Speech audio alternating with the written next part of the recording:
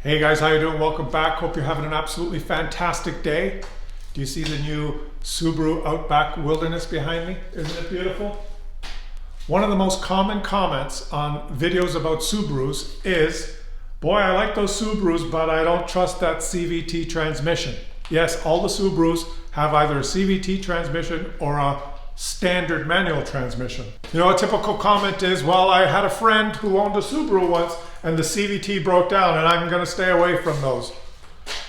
Which is funny because I had a friend who owned a Ford and the automatic transmission in the Ford broke down, so I'm going to stay away from those. So I realized that a lot of people leave comments or have opinions about whether an automatic transmission is better or a CVT is better without really understanding what the difference between them are. And in fact, when you look at the data, guys, there's been many horrible automatic transmissions made over the years, and there's been many horrible CVT transmissions made over the years. It's not just one or the other.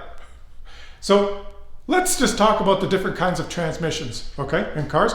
My favorite, and I've always driven until I got this, is a standard transmission. I've had a standard transmission in every car. Subaru WRX, Subaru STI, Nissan Xterra, all manual transmissions, okay? Let me show you what a modern, really good standard transmission looks like. Here are my two mountain bikes, guys. This is my 20-year-old Trek, which has an older manual transmission at the back, and my new Trek Roscoe, which has a brand new manual transmission. Here it is. This is first gear. This is second gear, third gear. The chain is on fourth gear, 5th, 6th, 7th, 8th, 9th, 10th, 11th, 12th. It has 12 gears. The gear where the chain travels the longest and has the greatest distance between the axle is first gear, and it's the easiest gear. So I can ride this bike and manually change the gear, change where the chain, which one of these gears the chain travels on. Easiest to pedal, hardest to pedal. That's a standard transmission. I could change the gears myself. I could put it in whatever gear I want. What's an automatic transmission? It's the same thing, only it's done automatically, basically. The car does it automatically. How many of you remember in the late 60s, early 70s, the GM Power Glide 2-speed transmission? Low gear and high gear. GM, automatic transmission, 2 gears, and neither of them worked. The engine strained the whole time you drove it because they had the low gear was too low for medium speed and the high gear was too hard for medium speed. The car never knew what gear to put it in. It was always going. It was a hunk of junk. Do you remember the 3 on the tree? Guys, do any of you guys remember the 3 on the tree?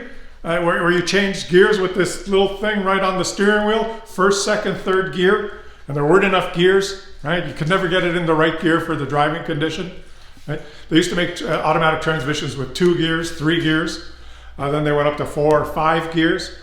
In the, I guess the 2000s, Ford Explorer, 5-speed automatic, it was a hunk of garbage. It was always breaking down. So I can leave some comments. You know, I knew a guy that had a GM Power Glide 2-speed automatic once and it broke down. So I'm a little worried about that automatic transmission. But basically, automatic transmissions have been progressing over the years from having just a few gears to more and more gears. Nowadays, it's common to find 7-speed or 9-speed automatic transmissions, which gives more choices, more gears, for the right driving condition. Right? When you're going up a hill, there's more choices to gear down without having those big jumps in gearing and RPM. Like the old 3 or 4-speed automatics. Remember, you'd be driving around like this, and then you'd reach a hill, and the car would keep going till it started slowing down a bit, and then it would downshift 2 gears, and and then it would be going a little bit too fast, and then it would. And you always had that clunking, slipping, and sliding. Unfortunately, in our history of driving cars, we've gotten used to that feeling of an automatic transmission changing gears and your body going and the RPMs changing, bad automatic transmissions, that's the feel that we remember from our old cars. It's true. Keep that in mind for a second. But basically, an automatic transmission is just the car changes gears automatically. And there's good ones and there's bad ones. Now, what's a continuously variable transmission like in the Subarus? What is that? Imagine that if you were riding your bike, this chain could move anywhere along this sprocket from this position to that position, and there weren't individual gears. This was just a smooth sprocket, and the chain could move where it wants to. The chain could select a position on that sprocket that maximized efficiency and horsepower and RPM. Imagine that it could do that. How could it do that? Well, let me show you something. Now guys, this is the low budget channel, okay? So we don't have any fancy props. Here's a little a cone. This is the sprocket, okay? If the chain is up near the top here, it's an easy gear. It's like first gear. If the chain moves down to where it has less distance from the axle, it's a hard gear. Like right at the end here would be overdrive. How would it move along this without having any gears? That's a continuously variable transmission. Now the way they do this is by ingeniously having more than one sprocket. Imagine two. Okay, I'll give you an example here. Imagine there's two, okay? And imagine that the chain is moving where my nose is, right there, okay? That's overdrive. That's a really low gear. That's like an overdrive gear. But imagine that within that transmission, these two sprockets could move closer together and farther apart. And when they move closer together, the chain has to move further up. And the distance between where it's moving and the axle, not the axle of the car, the axis of this, it's a lower gear, it's more first gear. So the continuously variable transmission is a mechanism where these things move, the car decides, the computers decide where these things have to move so that the chain that's tracking through the middle is either, think of it in gears terms, in an easy gear or a harder gear.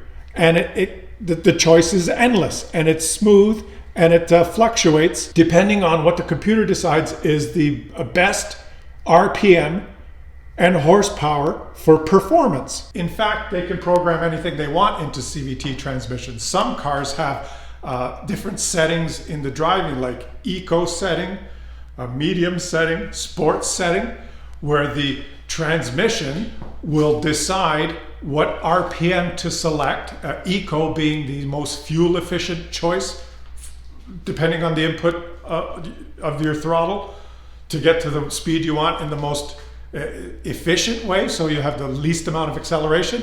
Or in sport mode, it'll immediately select the highest horsepower range for the RPM so that you accelerate the fastest. Very ingenious. The CVT transmission can be tuned so that it performs in many, many different ways. Now, in the old days, one of the biggest flaws driver-wise in CVT transmissions was the car producers knew that people were used to automatic transmission and that feeling of changing gears, like, you know, and every time you change gears, there's that little bit of acceleration applied to your body, so you have that feeling that that the car's moving quickly. Whereas CVT transmissions can be very smooth. The selection on the RPM curve is just very smooth. There's no distinct gears. And the manufacturers feared that, oh, maybe people won't like that. So what they did is they programmed fake shifts into the CVT transmissions. So you press on the gas and they programmed them so that they behaved and felt like an automatic transmission. And that was terrible. That was defeating the whole point of having a CVT. And in my opinion, that was just like a dumb thing to do. Now, yes, you could look at examples in the 70s and 80s where some CVT transmissions were really bad and tended to break down on Subarus. And in particular, Nissans made terrible CVT transmissions. But in modern times, I guess I'm going to say now that in general, technology has advanced so much that both CVT and automatic transmissions now are very, very good. And in fact, think about this. The modern automatic transmissions are changing to become closer and closer and closer to CVT transmissions as manufacturers add more and more gears. Why do you think they have 9-speed automatics now? They have 9-speed automatics so that there's more selection of gears to make that automatic transmission more efficient under any driving condition. I wouldn't be surprised that in the future you might see 12 or 13 or 15 gear automatic transmissions. As they add more and more gears, the automatic transmission is beginning to behave more and more and more like the CVT. The CVT is the most smooth and efficient because it has infinite choice. Now, when you drive the Subaru Outback with the CVT transmission, you take it out on the road, you can accelerate and you can look at the your RPMs and you can see them moving up and down smoothly depending on whether you're going up a hill, down a hill, accelerating, decelerating, passing. There's no it is a smooth transition of RPM to maintain maximum torque and maximum horsepower. It's just it's flawless. In some cases, when I was cruising, the RPMs would actually slowly be going down as the car was accelerating. Like the CVT just decides on its own. And I guess a lot of people we're so accustomed to that input of gear changing that you don't feel that in a CVT. And some people are left with the impression that it just doesn't feel powerful to me. It just doesn't have that oomph, right? But if you look at the numbers, the best driver feeling for me by far is the standard transmission, where I can change the gears myself. Right? First, second, third, fourth, fifth, 6-speed overdrive, standard transmission. To me, that's the most fun to drive. But if you did a test, the average person driving a manual transmission, 6-speed manual, and you took an identical car with a modern automatic transmission or a modern CVT transmission, and you raced 0 to 100, okay, the driver in the manual transmission would come in last because the computer in the automatic transmission and the CVT are just more efficient, and the computer will do it better. A CVT will outperform a human. If you took this exact same car and you put in the 6-speed manual transmission, if they had that, I would buy it because it would be more fun to drive, but I wouldn't be able to accelerate as fast. I wouldn't be able to perform as well because I would be inputting the gears myself, just thinking, it's time to shift now, or I'm going to rev it higher. I would not be hitting the optimal RPM to maximize horsepower and torque like the computer on the CVT or a modern automatic. Take a 7 or 9-speed automatic. There's no way that even in Formula One, okay, CVTs are not allowed in Formula One. Why? Because if they made a Formula One car with a CVT, that guy would win because it's just the computer's better. All right, it's true. It's true. When you drive a standard transmission, a manual one, you get the most feel from your input into the car. Your input, you're pressing down the clutch, you're changing gears, you are in complete control of the car, and you get the most feedback from your controls. When you let out the clutch in first gear and you accelerate, your body gets pushed back, you feel the most acceleration, you feel the thrill. But then you change to second gear, you press the clutch and you hesitate for about a quarter second, you're putting it in second gear, maybe you changed a little bit too early in the RPM range, and you let the clutch out, maybe it wasn't the most efficient shift, but you press on the accelerator, you get going again. You get a lot of feedback from those inputs you've made, but they're not the most efficient inputs, okay? In an automatic transmission, in the new 7 and 9 speeds, you just press on the accelerator and the car does everything, and it feels very smooth, but you can feel distinct gears, right? Because there are gears. You'll feel a lot less input from your acceleration, but you will feel some gears. In the old days, when you had a 3-speed or a 4-speed automatic transmission, that's when you felt the big, and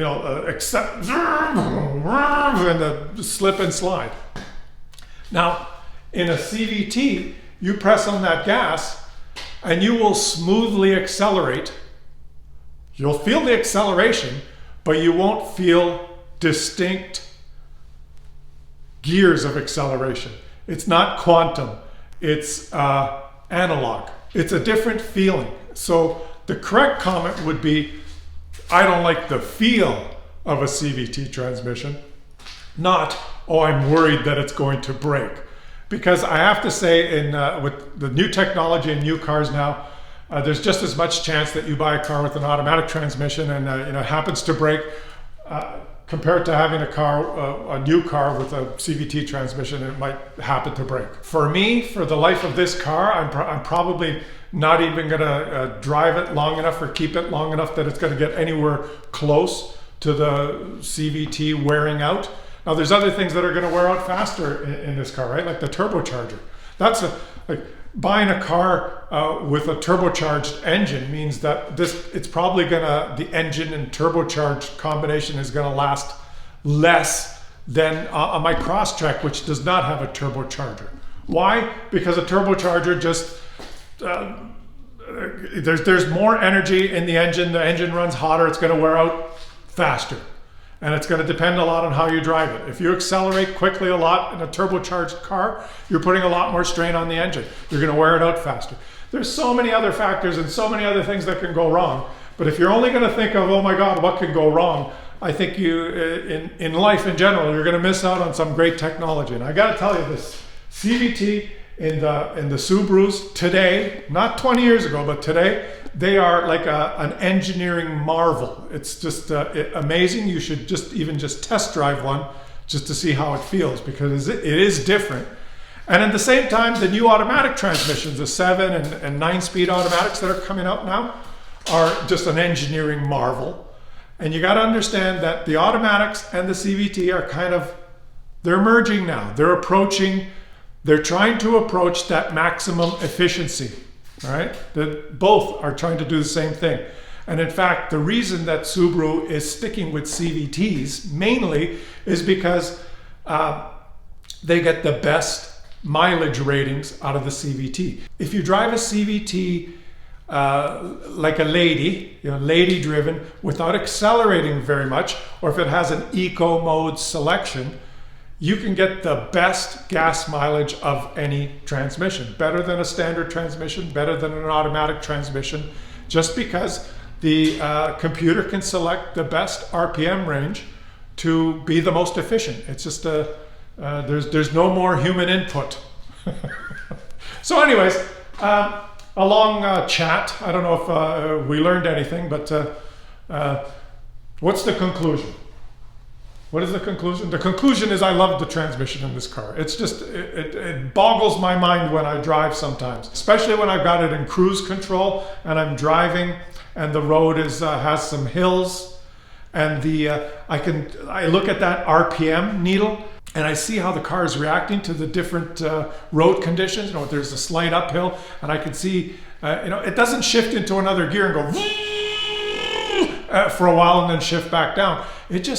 The RPM slowly moves up and the car maintains speed in cruise control. And as I crest the hill, I can see that RPM just slowly, it is just doing it flawlessly on its own, better than any human could do. And I think the big thing is that people just don't understand how they work, I guess, but it is a marvel of technology. So leave some comments, guys. Let me know what you think. And I'm going to look for that one comment. There's going to be a few of them.